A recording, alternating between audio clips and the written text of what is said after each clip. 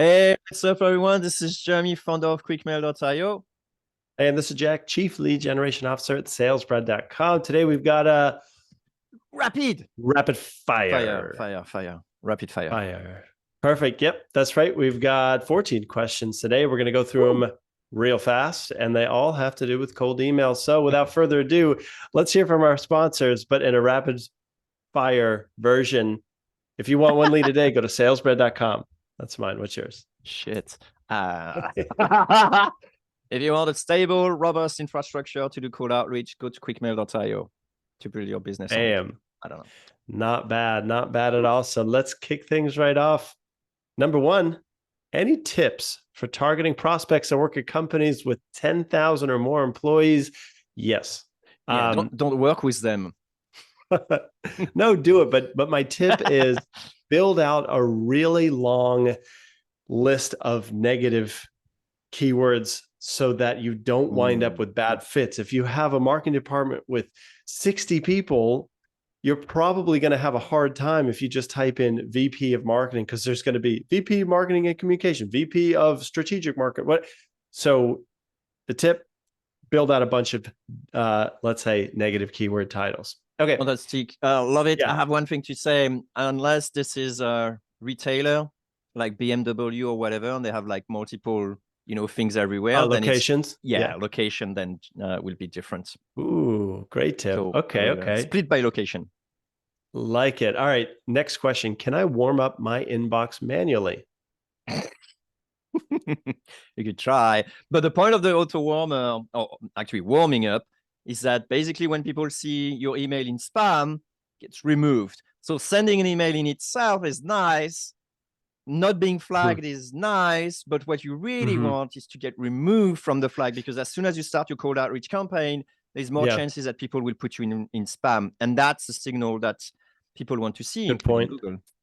Good point. So I would say, in theory, if you sent out 50 messages, emails, and then you called each person and say, hey, can you please check your spam folder? And that works. That's how you do it. But oof, a lot of work. Okay. Next question. Can you be too transparent in a subject line? I think you can. Transparent in what way? Can you give an example? Yeah, like, I'm trying to sell you HR software. Okay, we talk about respecting the contract, and that is true. But yeah, I always like to leave a subject line with enough so they know the context, and it's true, but also a bit of curiosity going on. You should put a subject, say, string attached. Okay, so I think we agree there. Next question here. Is it a good idea to add client testimonials in my email signature? I like it. Yeah. Why not? Try it. Okay. Fair. I like it too. Okay. The only thing to add is keep them short. Try one sentence, maybe two, not more than that. Okay. Next. Oh, and if there's stats inside the testimonial, it's even better. Not like the privacy, 6 paragraphs saying like this email is only for you type of thing. Okay, got it. Yeah, the ones when you target lawyers. That's correct. Okay, next. Have you ever seen a really long cold email work? Good question. I don't know. I wouldn't know. Well, actually, when we looked at stats, actually, it works less and less and less. So not a lot, not a whole heck of a lot. Plus, who has time now to sit down and look at their long email? So unless you really hit the nail, with the problem that no one else is solving, like, for example, there was that time when Google was introducing Inside Shop, 3D pictures, and then you come with this sort of things. Right. Yeah, I'd avoid. It's pretty hard to make that work. So maybe we'll say no. Yes. On the first email, no. All right. Here's a thinker, Jeremy. How can I improve my cold email value, or how can I sweeten the deal? Okay. So I'll take a first stab at this. We're talking about how do you make the prospect's day a little bit better, having read your cold email. And so one example is, if you're used to saying, hey, book a 20-minute call with me as a call to action, what if you just said, like, this trial as a gift approach that Jeremy and I have discussed here before, where it's like, just tell me X, and I'll go ahead and take care of this and that and return to you a sheet where you can see data on why. It's basically like doing the trial for them. And all they have to do is share a little bit to get a lot. Yeah, I get that. I will Mm-hmm. say, try to write an email when you have nothing to gain, just as a sort of thought experiment. And then you'll see that most of the time your email is going to be blank because all you do is ask things for yourself. So I think it's a good exercise. And remember, it has to be a trade. It's like you expect value, but you should give as much value, if not more. So, If not more. Yeah, well said. Yeah, that's actually very a different response. I wasn't expecting that. Thanks. Okay, Jeremy's on the ball today. So, next question: how many different roles are involved in cold email outreach? Ooh, I'm gonna take some notes for this one. Yeah. I'll let you Okay. So you need a list. So this that builder. role, yeah, you can have list builder, but then there's probably something called like, you Release see it on researcher. Upwork a lot. No, yeah, it's like what is this title, Jeremy? I'm missing it, but it's like data entry. That's the one. Okay, So just like $5 an hour, like that's right. literally copy paste kind of level. Okay, But then data there's like a entry. data entry, but then there's like uh the list strategist, the person who says, no, we should really actually find companies like this and that. Yeah, And then the you one have who someone in defines the between. audience very Mm-hmm. well, right, for the And, search. yep, I call it like the chef, the person that's making the recipe. Okay, and then there's someone in between here, and we'll call this the third person for list building. But this is a person that knows how to use the appropriate tools, maybe even a combination to put things together. And then I'm going to add a fourth. You need a web scraper to do list building a lot of the time. So data entry, recipe creator, maybe like proper list builder who can use all the tools plus web scraper, and you kind of got the list. And then you have the copywriter, and then the personalizer, right? Yeah, And then you that's have the one I was thinking of. let's keep Personalizer. going. You have the reply handler. Holy cow. You have the SDR or the BDR who's like teeing up the meetings and maybe taking a few, and then you finally have a closer, which a lot of times it's like, very I high think level in the company. there's two more. There's one who is responsible for deliverability, so a deliverability expert. Nice. Well Yeah, said. Okay. and then actually two more. Then there's another one which is the optimizer, the one who actually makes sure like when a campaign is not going well, da da da da da. And then the other one who is actually who is actually doing the stats and following up on the stats and then making sure that The analyst. everything is exactly the analyst. Yeah. I'm sure you're listening to this and thinking, wow, I do a lot of those at my Exactly. So just like 1, 2, 3, 4, 5, 6, 7, 8, 9, 10, 11, 12. 12 different roles. Not bad, not bad. I'm tired just thinking about all that. Okay, next. In 2023, should I ever use a service like SendGrid for cold email? What do you think, Jeremy? I don't know. But Yeah. but some still do. What can I say? Right. It's a bit outdated of a practice. Okay. That's right. It's a good point. I can't argue with Jeremy. No, All right. I would say just nowadays a lot of people are using Zoho, but Zoho is also cracking down. So there's like cold email keeps evolving, right? If you watch this episode in 3 years, that's gonna be something completely different. Right. At the end of the day, we're just hackers trying to put things together, right. that the spam filters don't want. Something like that. Okay. Next, is 10% a good reply rate these days, or should I aim for higher? I'll take a stab at this. Yeah, I think it depends on who you're after. Different markets are going to have different response rates and also different ROIs. So it could be great. It could be full stop, pour gas on the fire. Amazing. It could also be, let's move on to something more exciting. Yeah. Yeah, I like it. The only thing I would say is like, don't limit yourself to just this metric. Also potentially look at the positive reply rate. That could be also a good thing, because if you receive 10% of like, take me off your list, no good, and so on, maybe there's something else to change, and the 10% is not really what you should focus on. Okay, well said. Let's check out the next question here. Is there such thing as a cold email that's too short? Jeremy, have you heard the copywriting metaphor of a woman's dress? Your Nope. copy your copy should be long enough to cover the basics, but short enough to keep it interesting. Oh, that's a funny one. So I kind of think there's some truth here. You can't, let's say, forget to have a call to action.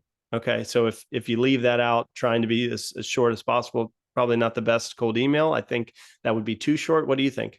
Well, maybe you could do the call to action in a follow-up if the first one is really too short. You do a And 5 minutes okay, later follow-up. Oops, sorry, I okay, pressed so enter too quickly. that's fine. If you did that, would you say that's an email that's too short, or is that okay? Well, I don't know. I I don't know. It's a good question. Because